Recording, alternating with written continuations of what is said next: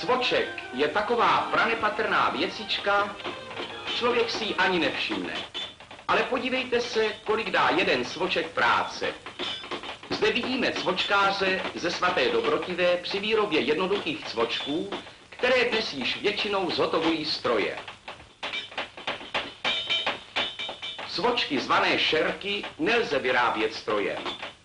Žádný důmyslný stroj ho nezrobí tak, jako poctivá ruka cvočkářova. K výrobě jedné šerky je potřeba 30 až 60 ran kladivem, téměř půl druha kilogramu těžkým. Za jeden měsíc dá cvočkář 640 000 ran, za rok nejméně 5 milionů ran. Proto se říká, že cvočkáři jsou milionáři práce.